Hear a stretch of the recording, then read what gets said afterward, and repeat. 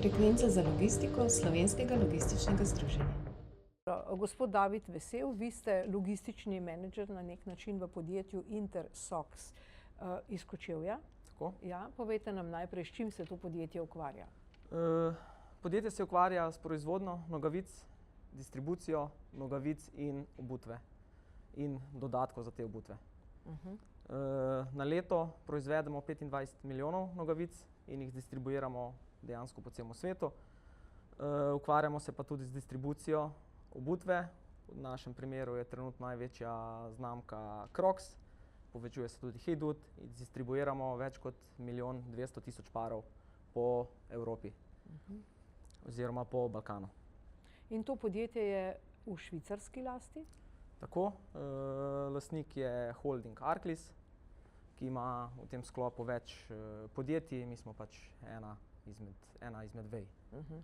S kakšnimi logističnimi izzivi se srečujete v podjetju?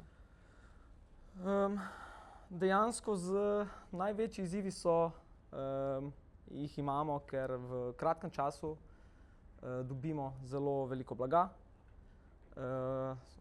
Usmerjeni smo največjo težavo imamo v obutveni verigi.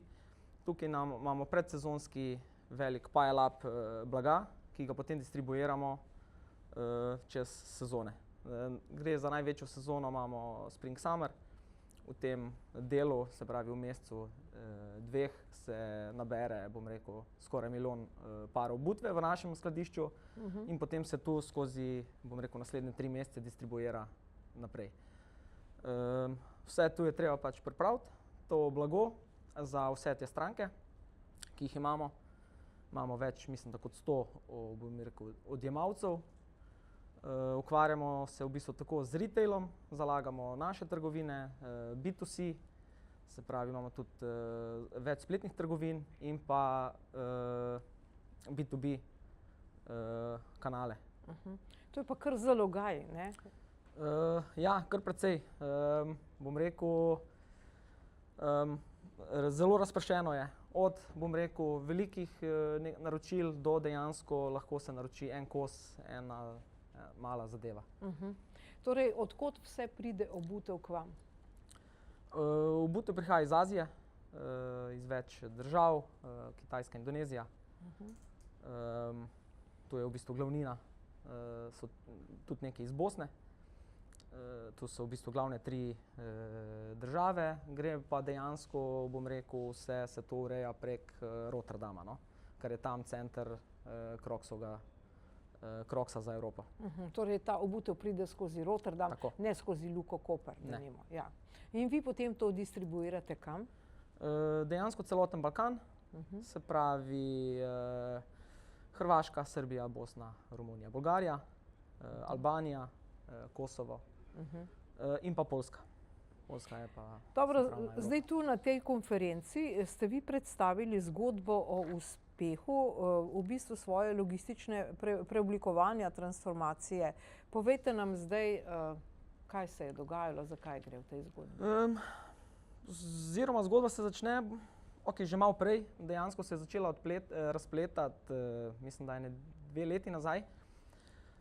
Prišli smo dejansko malenkost prej do spoznanja, da mi smo imeli v bistvu, bom rekel, klasično skladišče, se pravi regalno skladišče, transportne poti so bile dolge. Bili smo razporejeni, v bistvu smo imeli 4 skladišča po mestu, se pravi dislocirane enote skladiščne. Blago smo delali manualno, se pravi people to goods zadeva in tu ima določene omejitve posla oziroma dela. Distribuirali smo iz leta v leto več obutve. Mislim, da smo rasli z double digit year over year in tu smo prišli v bistvu do stopnje, da s takšno organizacijo več ne bomo mogli zalagati trga v bistvu pravočasno. Začeli smo iskati rešitve, zadali smo si 7 nekih ciljev, kaj hočemo s tem doseči.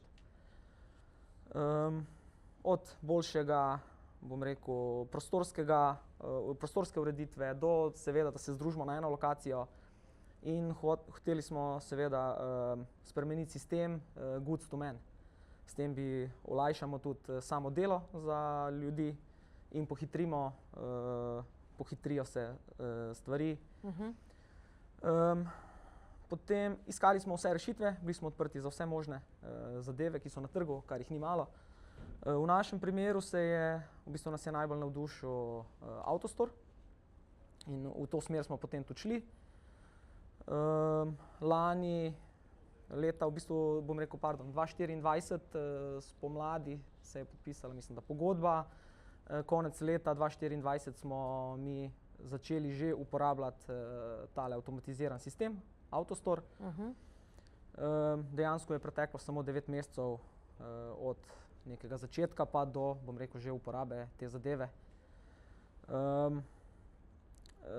Poleg tega smo razmišljali naprej. Potrebovali smo neko enoto za skladiščenje vsega tega blaga. Tako da smo leta 2025 decembra začeli uporabljati tudi tole naše high bay skladišče. Gre za 20-metrsko skladišče z kapaciteto 10.000 palet. Tudi v Kočevju. Tudi v Kočevju, zdaj združeno na eni lokaciji. Tako da imamo v bistvu, nismo še v celoti, ampak v naslednjih mesecih bomo preselili še eno skladišče, moramo preseliti in potem smo v bistvu končno združeni na tej eni lokaciji. In potem začnemo v bistvu že v veliki meri vse procese smo že priredili temu novemu delu, nekaj dela nas še čaka, ampak gremo naprej. Torej, kaj je bistvo tega sistema AutoStore? Gre za robotiziran sistem, za avtomatiziran sistem za shranjevanje in odpoklic hranjenega blaga. Gre dejansko za zelo preprost princip. Roboti, 10 robotov imamo v našem sistemu, 10 robotov, ki prepeljejo plastične zaboje na izhodno postajo. Trenutno imamo eno vhodno postajo v ta sistem, 2 vhodno-izhodne. Kapaciteto imamo preko 300 binov, teh plastičnih posod na uro. Z zadevo smo dejansko picking proces, tukaj smo imeli, največje omejitve, picking proces z deklariranjem in ostalimi koraki, ki jih moramo narediti, pohitrili za več kot 2,4, tudi z vlaganjem blaga noter v ta sistem. Če pa izvzamemo to in vzamemo samo picking proces, se pravi samo nabiranje blaga, pa je hitrejše za več kot 4-krat. S tem smo v bistvu, konkurenčni, postali v bistvu v času, kjer je treba trg zalagati hitro. Poleg vseh spletnih naročil in trgovin, ki jih zalagamo, je v bistvu to nekega ključnega pomena. Torej, če prav razumem, pridejo recimo ti čevlji, to, kar vi kupujete, oziroma tudi preselite drugam, pridejo v nekem takem razsuti obliki, ne, v škatlah in potem jih robot prenese v te zabojnike. V bistvu gre zadeva, pride s kontejnerji, razsuti tovor, se pravi, mi razložimo te škatle. Škatlo je treba vsako, odprt in blago preseliti v to plastično posodo v ta AutoStore sistem. In to naredijo roboti? Robot potem shrani to zadevo in jo pač ob času, ko je odpoklic tega blaga, ga pripelje na izhodno postajo. To se pravi, ta vaš regalni sistem je prilagojen tem plastičnim škatlam? Tako, tako. Torej, kaj je zdaj posebnost tega AutoStore? So to te škatle, regali, dimenzije, kaj točno? Posebnost je, da je v bistvu lahek sistem, zelo lahko naučljiv za nove operaterje, ima izredno gostoto shranjevanja blaga in je zelo, skalabilen in ga je možno razširiti tudi, ko nam, tale osnovna zadeva deluje. Mi smo v bistvu tule, smo zdaj mi v neki prvi fazi. Smo tudi že razmišljali o povečavi tega, ampak zaenkrat ostajamo tukaj. Tu so v bistvu glavne prednosti. Torej, kakšne so dimenzije te škatle? Škatle so dimenzija, celoten sistem je na 1000 kvadratnih metrih. Se pravi, dolg je 30 metrov in širok približno 30 metrov. In ima noter 35 000 zabojev, plastičnih zabojev. se pravi blago shranjujemo, lahko ima do 8 predelkov, ima ta en zaboj. Se pravi, mi, če se sfokusiramo na našo obutveno, na obutven del, lahko v nekem trenutku shranimo več kot 400.000 parov obutve naenkrat. In tudi ta tako imenovana škatla, ta zaboj, je tudi prilagojen Evropaleti najbrž, ne? Škatla, tale zaboj ostaja v sistemu. Mi samo jemljemo ven artikle, ki so v njemu shranjeni in jih prepakiramo v izhodne kartone. Kaj je zdaj ta transformacija, kaj je to pomenilo za vaš poslovni uspeh? Manj zaposlenih, manj delavcev, hitreje ste opravili, večji dobiček? Seveda, hitrejši smo, zelo hitrejši. V bistvu smo, bom rekel, lahko odreagiramo na zahteve trga in vseh 3 kanalov, ki jih zalagamo. Poleg tega ekipa ostaja ista, ljudi nismo odpuščali, smo pa v prejšnjih sezonah najemali sezonske delavce, ker je bila naša, bom rekel, sezona obutvena, zelo sfokusirana, bom rekel, na prve 4 oziroma maksimalno 5 mesecev. Smo na star način dela tukaj potrebovali lahko tudi do, ne vem, 20 ali pa 30% več ljudi, ki jih pa zdaj ne potrebujemo. Ima kakšne slabosti ta sistem, kakšne pomanjkljivosti? Morate kaj dograditi? Slabosti dejansko nima.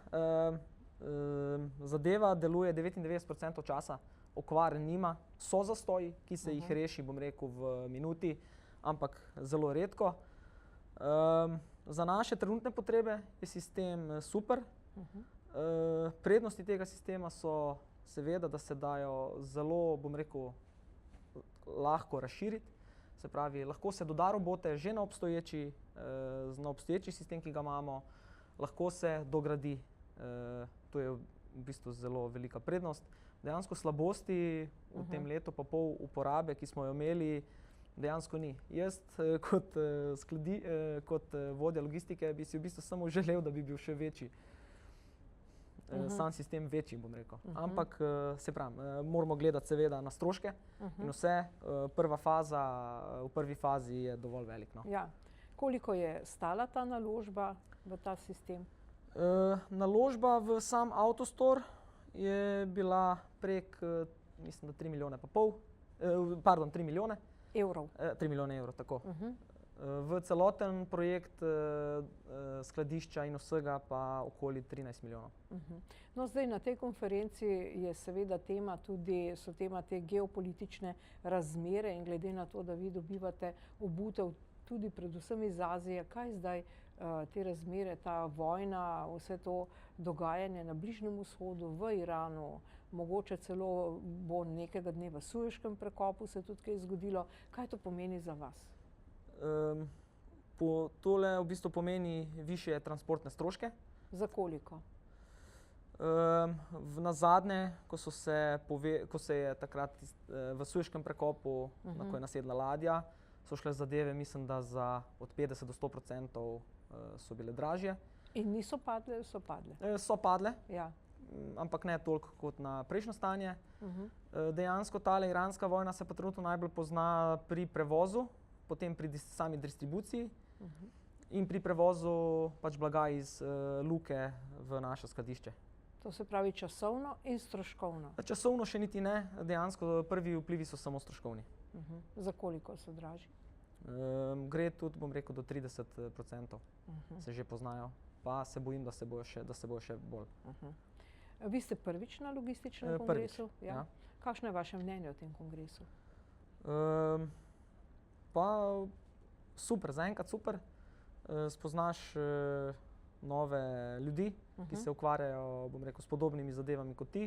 Seveda se tudi naučiš od drugih predstavitev marsikaj in pridobiš kakšen nov kontakt oziroma znanje. Ste vi spoznali kaj novega, kakšno novo idejo za svoj posel? Težko rečem. Dejansko sem šele danes prišel, tako da imam v bistvu še danes cel dan. Ziher pa bo se kaj našlo, da mi bo ostalo. Torej, vaše sporočilo v tem predavanju, ki ga imate, je kakšno? Dejansko Ni vse samo o avtomatizaciji, dejansko je v transformaciji celotnih procesov. In kako so ljudje, zaposleni, sprejeli to transformacijo? Mi smo jih probali čim bolj vplesti v vse te transformacije. Se mi zdi, da je potem nekoliko lažje sprejeti vse te spremembe, ki niso bile v določenih zadevah majhne, ampak v bistvu na koncu so zelo dobro sprejeli, ker je večina procesov je lažjih, kot so jih imeli prej. Ni pa nihče za to izgubil službe Ne. na račun robotov. Ne. Gospod David Vesel, najlepša hvala za pogovor. Hvala vam.